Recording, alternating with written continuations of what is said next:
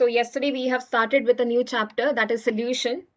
And you have seen that solution is basically a homogeneous solution, correct? No, it's a homogeneous mixture. Homogeneous means where you don't see any separation. There is no boundary of separation between the two components. Everything looks like one particular solution. Okay, like if you dissolve salt in water, you dissolve sugar in the water, okay, you will see that it appears as one particular solution. You will not be able to see the particles of salt and sugar once they have got dissolved in that. Okay, so then that's called as solution. And you have seen that this solution is made up of two components, correct?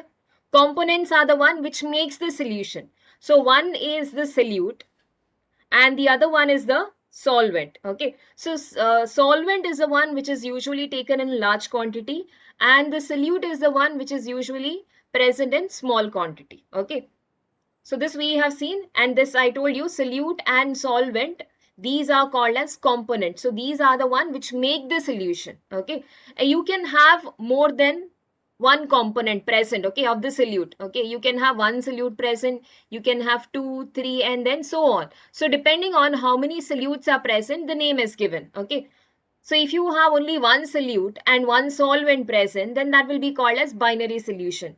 If you have two solute, okay, and one solvent, then altogether three components, no, so then that will be called as ternary. But if you have three solute and then again one solvent will be present, definitely, so altogether it will be four, then that will be called as quaternary, and then so on. Then I told you, depending on the kind of solvent you are going to take, the physical state of the solution will be defined. Okay, like if your solvent, the one which is in large quantity, if they are solid, then that will be called as solid solution. If they are in liquid, then that will be called as liquid solution. Okay, and if they are in the gaseous state, then they will be gaseous solution. Okay, so depending on that, we have seen different classifications. So if you have the solvent as gas, then we can have again three categories, no, because we have three states of matter here: solid, liquid, and then we have gas. Okay, so in that you have seen, these are the example. I had told you nitrogen is usually taken here as a solvent. Okay, and the other one, if you're talking about gas, here it was oxygen, and in case of liquid it was chloroform, in case of solid it was camphor. Okay, then next one we have seen the liquid ones, where all the liquid what we have taken, that is water. Okay, and then if you're talking about the gas dissolved over here, that was oxygen. If you're talking about the liquid dissolved, that was ethanol. And then if you're talking about the solid which is dissolved in the water, that was glucose. You can even take salt, okay, dissolved in water. And the last one was the solid, okay, which is taken as a solvent, and then you have these three states of matter present. So in that again you get three category. If it is a gas, then you can talk about hydrogen, okay, with the metal. So hydrogen in palladium is one solution. Then solid and liquid. Okay, so your liquid is the solute. So example for that is amalgam of mercury with sodium. Okay, so sodium is in the solid state here, mercury, you know, it's in the liquid state. So when they are mixed together, they are called as amalgam. Okay, and then the last one was solid and solid, both of them are in the solid state. So that is the ornamental gold, where you can see there are presence of copper, you can have even zinc, nickel, okay, silver being present. So those comes under solid solution. Okay, so this till here, yeah, 9 possibilities we are having. Okay, so these are the different ones with example you need to keep in mind. Okay, now let's proceed with our today's topic. So today we are going to start with expression of concentration of solution. Okay, so let's see what are the meaning of concentration of solution. What do you mean by concentration of solution? Okay, concentration means the amount of solute which is present in the solution. Okay, means out of the total quantity of the solution you are having, how much is the contribution of the solute. Like for example, if I show you the picture here, we have a solute and then we have a solvent which combine together to make the solution, correct? No, so here you are like, actually if you are talking about concentration, you are finding out how much is the contribution, okay, how much percentage of this solute is present in this solution. Okay, so that if you're going to calculate, that is called as concentration of the solution. Okay, so this concentration terms because becomes very important for us, especially in the field of medicine. Okay, how much percentage of particular chemical is present. okay, in a prescribed amount of that particular medicine, okay, and then the environmental, okay, the concentration of different gases which are present, okay, all these, the amount, okay, which is present in the total, out of the total weight, how much they are present, okay, that calculation if you are doing, that itself is concentration. So it's basically quantitative, okay. There are two ways of expressing the concentration, okay. One is qualitative and the other one is quantitative. So here we are talking about quantitative. Quantitative means what? How much is present, okay. How much is present if you are calculating, that is quantitative. Qualitative means what is present exactly if you are calculating, okay. So then that will come under qualitative. So in your lab, if you remember, you have done at least two salt analysis, correct? No? So there you are finding what is present, okay? What is the cation and what is the anion? So if you are doing that calculation, that is qualitative. If you are finding out how much of that is present, that will come under quantitative. So here when you are expressing the concentration, you are talking about quantitative, okay? How much amount of this solute will be present in the whole solution. Getting my point? So I said this is important. Why? If you remember one, let me remind you of one example, okay, which happened. Do you remember Maggie was banned in 2015? Okay. And you remember why it was banned in 2015? You remember it was banned, okay. You remember why it was banned? They had banned Maggie because when they when they had done the test, what they have found is there is excessive amount of lead present. Yes, lead concentration was very high. Okay. So if it is present more than the prescribed concentration, then that is hazardous to the human beings. Correct? No. So here, actually, how they have found out? By measuring how much amount of the quantity is present in the total weight. Correct? No. So this is where the application part comes. Okay. When you are calculating how much is present in the total weight. Okay. So they say actually for the children, if it is around 3 microgram, okay, microgram per day for children, it's like permittable, okay, children can have, so it will not lead to much problem. And for adult it is around 12.5 microgram if this is present, because usually in the drinking water all of these certain amount of other minerals will be present, so that's fine. But here in the Maggie they had found it was around 7.2, I guess, which was like excessive amount. Okay, so little is fine, but more than that, it's harmful. Okay, like it will lead to many diseases. In a short run, we will not understand, but when the accumulations start taking place, no, it will lead to many problems like high blood pressure, difficulty in memory, okay, like headache, joint pain, muscle pain, like that, many problems are there, which will start arising. So this is the application part which I'm talking about. Okay, I believe you understood what do you mean by concentration. You can just make a note of that. Okay, what is concentration of the solution? It's the amount of the solute which is present in the given quantity of the solution. Make a note, students. Okay, now let's see how will we calculate this. Okay, concentration. How are we going to calculate? So for all the concentration terms, what you are going to learn, okay, this you had even in your first year, first chapter, okay. These concepts are almost similar, what you have learned. So same thing, almost it is most of the expression terms, whatever you have learned, same thing we are going to discuss, okay. So now let's see like what is a basic idea, how are you going to calculate that, okay. So now I've taken one example for you all, okay, to understand. That's how the normal calculation will be done, okay. Now imagine if you are investing, okay, imagine this is you, okay, I'll label this as A. You are investing around 20,000, okay, and the person B is there, okay. B is investing around 30,000, okay. So this is the investment which is done. Now, if you want to calculate how much is the percentage of your contribution, then how will you do the calculation? Percentage, okay, that means you have to calculate out of 100 now. Here I have to like spoken about percentage, means out of 100 you have to calculate. So how will you do the calculation if you want to calculate how much is your percentage contribution out of 100? 20,000 is your investment, 30,000 is that another person's investment, okay. So how will you know how much is your contribution? What will you do there?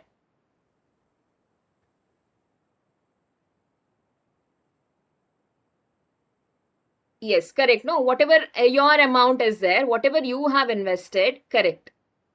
Okay, if you want to know your contribution, I'm talking about that person A, okay. So your percentage, if you want to know, of that person A, then you will take that given amount, very good, given amount divided by total amount. Total amount will be how much? It is 50,000, correct? No? So 20,000 by 50,000. Since you are calculating out of 100, then it will be into 100. Okay. So when you do the total calculation, you will get around 40%. Yes, you will get 40% for A. And if you want to calculate similarly how much is the another person contribution, you will do the same thing. Okay. If you want to calculate percentage of B, then you will take that total amount, that is 30,000. Yeah, divided by 50,000. Okay. Into 100 you will do. Yes, into 100 when you do, you will get around 60%. Okay, so this is out of 100%. And see, if you add the total amount of A and B, total will come out as 100%. If you are calculating out of 100. Okay, now if you normally divide, okay, this 20,000 by 50,000 and you are calculating it with out of 1. Okay, if your calculation is out of 1, then your answer will come out as 0.4. Agree with me? Your answer will come out as 0.4. Okay, check if you want, you can check that out. And if you're calculating same thing for B, you will get this as 0.6. And if you do the total amount calculation, okay, total, then you will get as 1. Okay, so this will be in fraction, remember. Okay, so percentage means you are calculating out of 100, and if you are not taking out of 100, then it will come out as fraction. And the sum of the total, okay, this total investment, that will be equal to 1. Okay, so remember, this is a basic idea which we are going to apply for all the expression of the concentration. Okay, so depending on, because we have different states of matter, we will have different ways to express them. Okay, but the basic idea will be this itself. Okay, expressing the concentration. So let's start with the first one. Suppose if I have now this solute is taken in grams, okay, and the solvent is also taken in grams, and if you want to calculate how much is the percentage of this component, solute component in the solution, okay, so that will be the first one, which we call as mass percentage. If both are taken in terms of mass, okay, also abbreviated as weight by weight, okay, W by W means weight by weight. Okay, this is one more way to abbreviate it.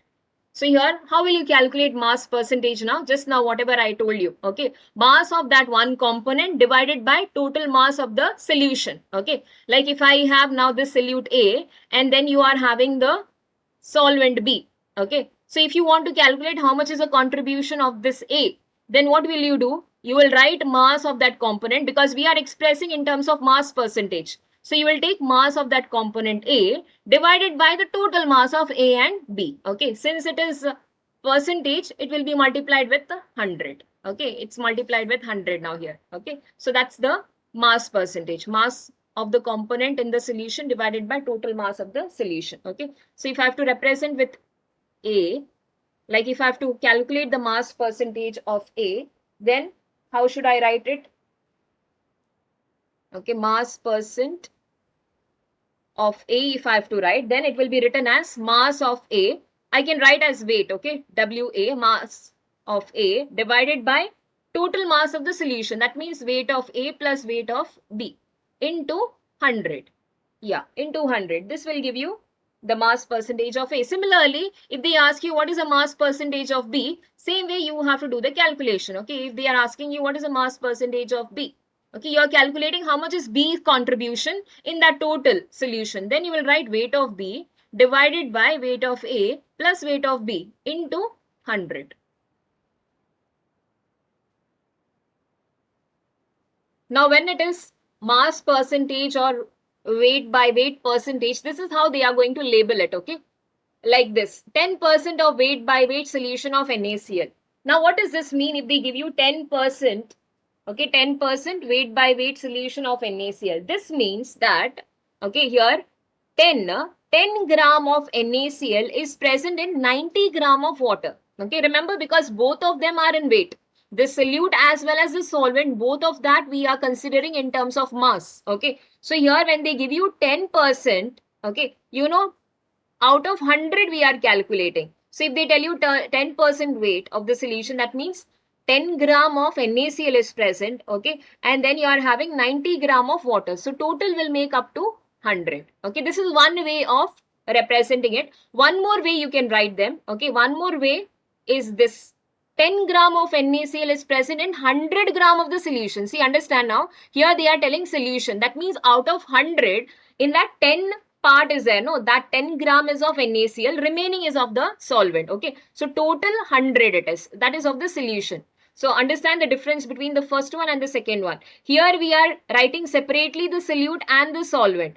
Total it will come out as 100. Okay. But now here they are writing in terms of solution. Means solution total weight will be 100 gram.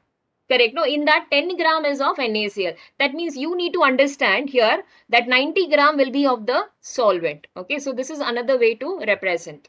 So write this both 10 gram, 10% of weight by weight solution of NaCl. Okay, can be meant as 10 gram of NaCl present in 90 gram of water, and the other way to write them is 10 gram of NaCl is present in 100 gram of solution. Okay, sometimes in the problem they will give you like this, and if they ask you how much is the mass percentage of solvent, then you should know it's not 100, it is 90 gram of the solvent which is present, because they have given solution here. So total solution weight is 100. That means 90 gram will be solvent, 10 will be of the solute.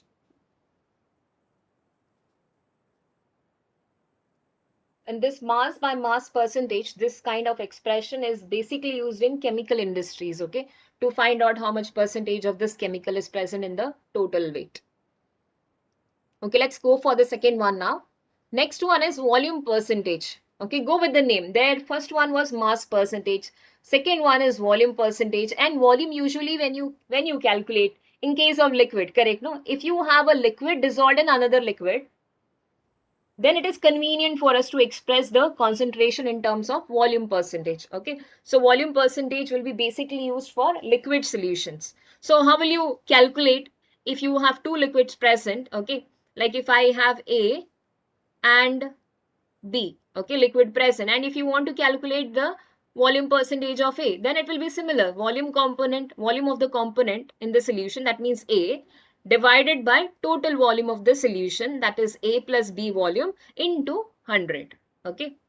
So if you want to write in terms of volume, like if I talk about A and B are dissolved, you want to calculate how much is the percentage of volume, percentage of A, then I should write volume of A divided by volume of the solution, that is A plus B, okay, into 100. Okay, I have written only for A. So similarly, it goes with the B also. Likewise, it will be.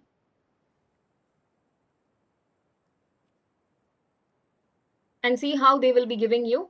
Like for example, 10% of volume by volume solution of ethanol. That means here 10 ml of ethanol is present in 90 ml of the water. Okay. So when they just tell you a solution of ethanol, and if they have not told you any other solvent, that means the solvent is water itself. Okay. So that you can blindly write, it is supposed to be water. So here 10 ml of ethanol is present in 90 ml of water, or the other way, like how we did for the mass by mass percentage, that 10 ml of ethanol can be present in 100 ml of the solution. Okay, so here in that 100 ml, 90 ml will be of water and the remaining 10 ml will be of ethanol. Okay, so write this down. Okay, the next one, the next expression, okay, for concentration is mass by volume percentage. Okay, this is basically used when the solute is dissolved. Okay, the solute is a solid and then you are having the solvent as a liquid. Okay, in that case, this can be used mass by volume percentage. So here this basically means how much amount of solute is present in 100 ml of the solution. Okay, so if you have to calculate, it will be mass of the solute divided by volume of the solution into 100. Okay, so you are calculating how much is the weight of that solute in 100 ml of the solution. Okay, so it's abbreviated as weight by volume.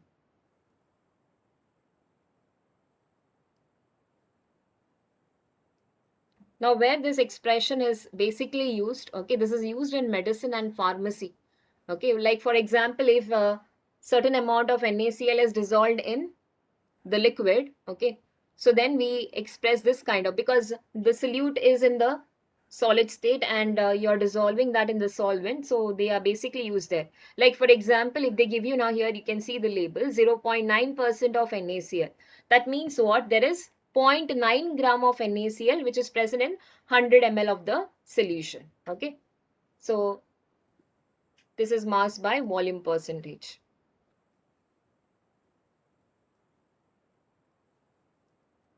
Okay, next one is, suppose if the solute which is present, no, okay, like if you have very dilute solution, okay, if I tell you like the solute which is present is in very minute quantity, okay, so in that case we don't express them in terms of percentage, because if you express them in percentage, the amount what you are going to get, that will be like very small, it will be like 0.0000 something, okay, like very small amount you will get, and you know dealing with such kind of a number is little difficult. So what we do is we express them in terms of parts per million. Okay, so it is expressed in terms of parts per million, also called as ppm. Okay, so you are expressing them in terms of million, not in out of 100. Okay, it will be out of million. So you know 1 million is 10 to the power 6, correct? No, 10 lakh is 1 million. So you will be expressing them in terms of 10 to the power 6, because in that case you will be getting them in whole number, which is easy to handle. Only for that case, it's not that you can't express them in percentage, you can express them, but I said the number comes out to be very small, which is like difficult to handle. So if you take out of million, okay, when you multiply with out of million, you will get a whole number. Okay, only for that reason it is expressed in terms of million. Okay, so here parts per million means you are calculating how much is the number of that component divided by total number of all the component into 10 to the power 6. Okay, since it is out of million, then you will be multiplying with 10 to the power 6. Okay, see the concept is similar everywhere. Whatever component you have to calculate, you will take that component, divide by the total number of all the component. Okay, so here total number of parts of all the component, but you have to see in which number you are expressing them. If it is out of percentage, then you will multiply by 100. If it is million, you will multiply by 10 to the power 6.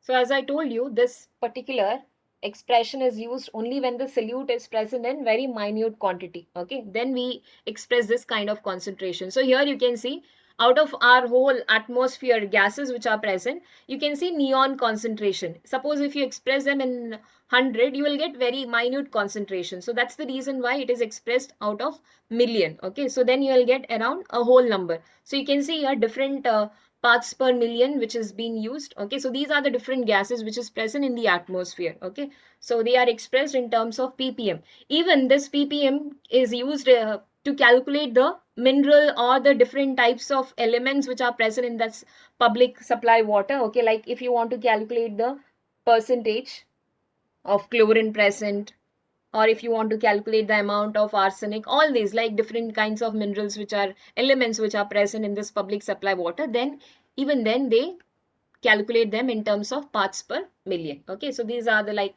where exactly they are being used, because the concentration comes out to be very very small. So okay, next one is mole fraction. This you had last year also, correct? No, mole fraction you have learned last year. Suppose if you have two components which you have taken, both of them are taken in terms of moles. Okay, and if you are calculating them out of 1, then it will be called as mole fraction. If you are calculating them out of 100, then it will be called as mole percentage. Okay, now here they have expressed in terms of fraction. That means you are going to take the number of moles of that one component, divide by the total number of moles of all the component which are present. Okay, like if I have A moles present and then if I have B moles, okay, both of them are combined together, you want to calculate how much is the contribution of A, okay, in terms of moles if you want. Then you will take the moles of A divided by the total number of moles, that is A plus B. Okay, so then that will be called as mole fraction, because your answer will come out in fraction. Okay, and when you add the moles of A, okay, that is mole fraction of A, and when you add the mole fraction of B, total value will come out equal to 1. Okay, remember that. So this is all about like mole fraction. Write down again if you want, like little more I will explain once again. Okay, so copy this definition first. So here I've just taken an example to explain this mole fraction. See, if you are preparing the solution, okay, you have A moles of the solvent and B moles of the solute is dissolved. Okay, and then the solution is prepared. And if they ask you how much is the contribution of this, okay, A moles of the solvent and B moles of the solute is there. And if they ask you calculate how much is the number of moles of A present in this particular solution, okay, they were dissolved. Now, if you want to calculate that, then using the mole fraction, we do it in this way, okay. Mole fraction is represented by xi, okay. This is the symbol, okay. It's not X, student, it is xi, okay. So if you want to calculate for A, then you take number of moles of A divided by total number of moles of the solution, that is A plus B, okay. And if you are dissolving now three component A plus B plus C are dissolved, then you can write them as xi. Now here see, A, if I have to calculate, then it will be number of moles of A. You have to write in terms of moles because we are calculating mole fraction here. So number of moles of A divided by number of moles of A plus number of moles of B plus number of moles of C. Okay, if there are more than two component. Here I have taken 3. Okay, so it will come out till C. If you have more, then it will go on like that. Okay. So that's how you represent the mole fraction. Okay. Number of moles divided by total number of moles of all the component which are present. So here, if you have only A and B, it will be A plus B. Okay. I have taken to the other side also. It is xi A. Remember, it's written like this. Okay. Slanted. Just take a curve. So it's not X, it is xi. Xi A is equal to number of moles of A divided by number of moles of all the component. Again, if you want to calculate for B, then it will be NB divided by Na plus NB. Okay, if you want to calculate for component B, same way it will be. So if I have to take the sum of this xi A plus xi B, how much will I get? Xi A plus xi B is equal to,